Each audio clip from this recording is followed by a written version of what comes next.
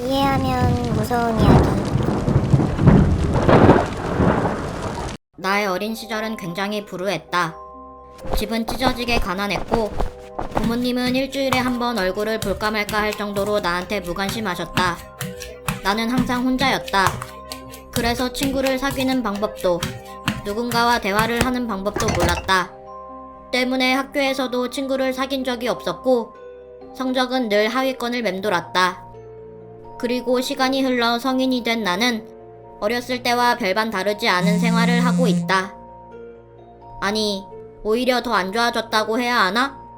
못생긴 얼굴과 뒤처지는 스펙으로 취업은 번번이 실패했고 별로 애정도 없던 부모님은 내게 빚만 남기고 세상을 떠나셨다. 하루 벌어 하루 살고 있는 하루살이 인생이었지만 최대한 아껴서 생활을 했음에도 빚이 줄기는커녕 오히려 늘고 있었다.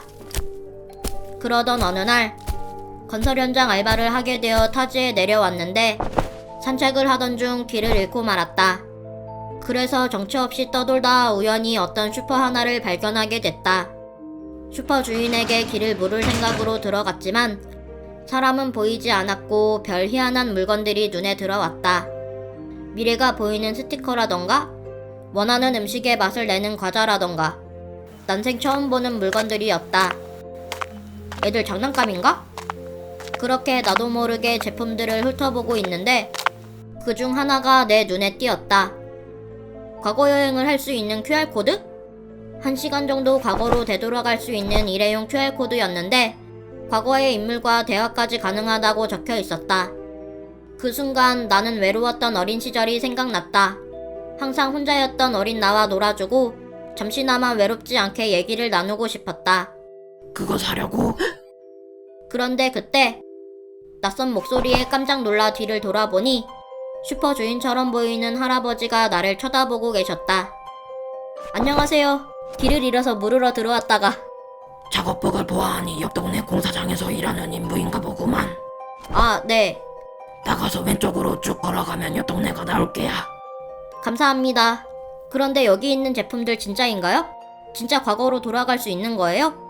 나도 사용해보진 않아서 모르겠네. 원한다면 공짜로 하나 줄 수도 있지. 네? 공짜로요?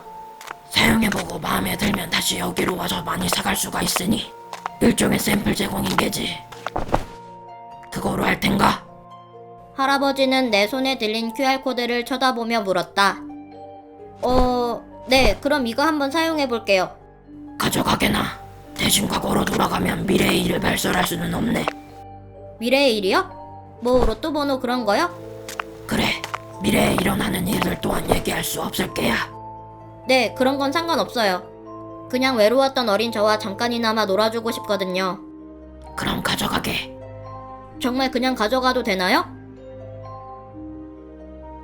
감사합니다. 사용해보고 꼭 다시 재구매하러 올게요. 그렇게 나는 QR코드 하나를 가지고 밖으로 나왔다. 그리고 문을 닫으려는데 하지만 네? 자네가 과거로 돌아가 어떤 행동을 취하는지에 따라 미래가 바뀔 수도 있다는 것을 명심해야 하네. 의미심장한 당부를 남긴 할아버지를 뒤로하고 나는 임시 숙소로 돌아왔다. 그러고는 핸드폰으로 QR코드를 찍으니 링크가 열림과 동시에 정보 입력창이 떴고 나는 20년 전 오늘인 날짜와 옛날 집 주소를 적었다. 그리고 지문을 인식하는 순간 어지럼증과 함께 전신이 어딘가로 빨려 들어가는 느낌이 들었다. 잠시 후 눈을 뜨자 진짜 과거로 돌아온 건지 옛날 집 현관이 눈앞에 보였다. 나는 천천히 문을 열고 안으로 들어갔다. 익숙하지만 불쾌한 집의 한쪽 구석에는 쪼그려 앉은 채 빵을 먹고 있는 어린 내 모습이 보였다. 나는 떨리는 가슴을 부여잡고 어린 나에게 말을 걸었다. 저기... 안녕? 그러자 어린 내가 나를 쳐다보더니 깜짝 놀란 얼굴로 입을 열었다. 누구세요? 저희 집에 어떻게 들어오셨어요? 사실 난 미래에서 온 너야. 너와 놀아주려고 잠시 과거로 왔어. 네? 진짜요? 아저씨가 저라고요? 응, 내가 20년 후에 너라고 할 수 있지. 아이는 나를 신기하게 쳐다봤다. 약간 의심하는 부분도 없잖아 있는 것 같지만 대체적으로 내 말을 믿는 듯 보였다. 그 빵 정말 지겹도록 먹었는데, 그치? 네. 하지만 부모님은 밥을 차려주시질 않아요. 맞아. 한 번은 직접 밥을 해먹으려다 왼쪽 손에 화상을 입은 적도 있었잖아. 그걸 어떡해? 아저씨 진짜 미래에서 온 제가 맞네요? 그렇게 나는 어린 나와 함께 대화를 이어나갔다.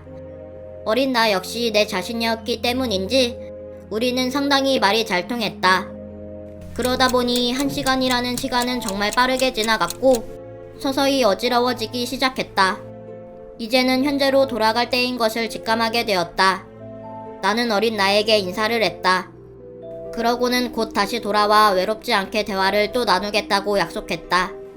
현재로 돌아가게 되면 다시 그 슈퍼에 가서 QR코드를 여러 개 살 생각을 하며 떠나려는데 아저씨! 어린 내가 기대하는 눈빛으로 내게 마지막 질문을 했다.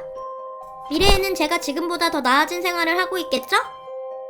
그 순간 나는 아무 대답도 할 수 없었다. 물론 미래에 대한 얘기를 하면 안 되기 때문이기도 하지만 더 큰 이유는 과거보다 나아지긴커녕 더 힘들고 불우한 삶을 살고 있었으니까.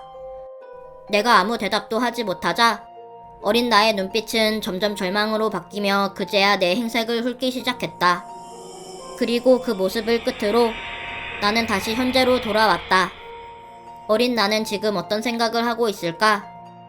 나는 어린 나를 실망시키고 싶지 않아 아무 말도 못했지만 서서히 내 몸이 흐려지기 시작하는 것을 보아하니 어린 내가 무언가 깨달았다는 것을 느꼈다. 해석! 미래에는 더 나아진 생활을 하고 있냐는 어린 나의 물음에 현재의 나는 아무 대답도 하지 못하고 현실로 돌아왔다. 그리고 동시에 몸이 사라져가는 것을 느꼈다.